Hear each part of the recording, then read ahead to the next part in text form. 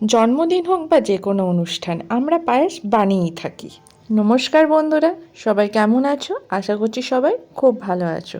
বড়দের প্রণাম আর ছোটদের ভালোবাসা জানিয়ে আজকের এই ভিডিওটা শুরু করলাম। আজ আমার এই ভিডিওটা একটি রেসিপি ভিডিও। আজ আমি নিয়ে এসেছি পায়েসের রেসিপি নিয়ে। তোমরা একবার এইভাবে ট্রাই করে দেখো, জাস্ট অসাধারণ লাগে পায়েসটি খেতে। আর যারা পায়েস খেতে পছন্দ করো না, তাদেরও ভালো লাগবে। প্রথমে আমি 1 প্যাকেট দুধ নিয়ে নিলাম। দুধটা আমি ছাঁচি করে ছেঁকে নিলাম।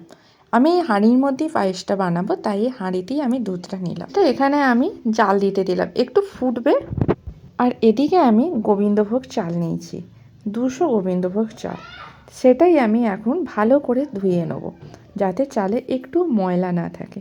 তো চালটাই আমি ধুয়ে নিচ্ছি ভালো। আর হ্যাঁ, দুধটা আমুলের প্যাকেট, তোমরা চাইলে 2 প্যাকেটও ইউজ করতে পারো। চালটা ভালো করে ধোয়ার পর একটা ফুটো থালায় চালটা আমি চাড়িয়ে দিয়েছি, যাতে জলটা ভালো করে ঝরে যায়। আর এদিকে আমি কড়াই একটু ঘি নিয়ে নিয়েছি।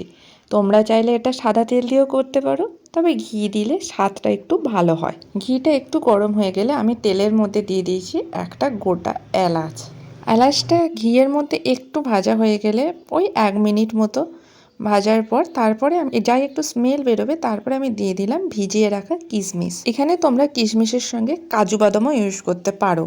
আমার কাছে কাজু বাদাম ছিল না, তাই শুধু কিশমিশটা 2 মিনিট নাড়ার পর ঘিয়ের মধ্যে নাড়ার পর তারপরে আমি দিয়ে দিচ্ছি জল ঝরিয়ে রাখা ওই চালটা দিয়েও আমি বেশ খানিকক্ষণ, প্রায় 5 মিনিট মতো একটু ওই ঘিয়ের মধ্যে ভেজে নিতে হবে চালটা। 5 মিনিট নাড়াচাড়া করার পর প্রায় ভাজা হওয়ার পর তারপরে আমি এই চালটা দিয়ে দেবো ওই হাঁড়ির মধ্যে। দেখো আমার দুধটা এখানে জাল দেওয়া হয়ে গেছে। তোমরা চাইলে এটা কড়াইয়ের মধ্যেও করতে পারো। যেহেতু আমি হাঁড়ির মধ্যে দুধটা জাল দিতে দিয়েছি, হাঁড়ির মধ্যেই আমি পায়েসটা রান্না করব, তাই কড়াইয়ের মধ্যে আমি চালটা ভালো করে নাড়াচাড়া করে ঘিয়ের সঙ্গে, তাই চালটা আমি হাঁড়ির মধ্যে ঢেলে দিলাম। ওদিকে আমার পায়েসটা হচ্ছে, আর এরই মধ্যে আমি দিয়ে দেবো এই আমুলের গুঁড়ো দুধটা।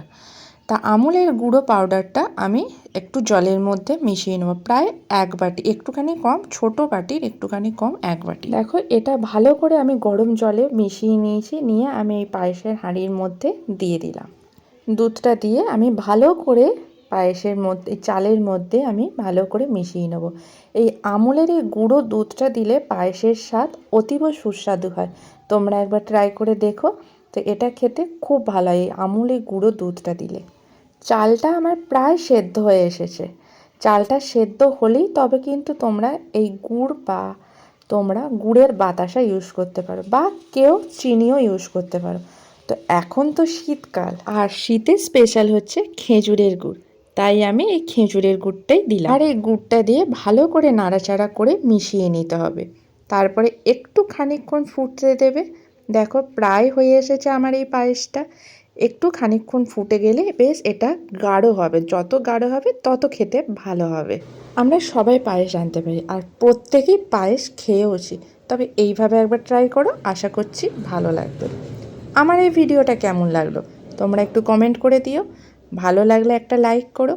আর যদি আমার চ্যানেলে নতুন বন্ধু হয়ে থাকো, তাহলে একটু ইউটিউব থেকে দেখলে সাবস্ক্রাইব করে দিও, আর ফেসবুক থেকে দেখলে ফলো করে দিও। ভিডিওটা আর বেশি বড় করছি না, এখানেই শেষ করছি।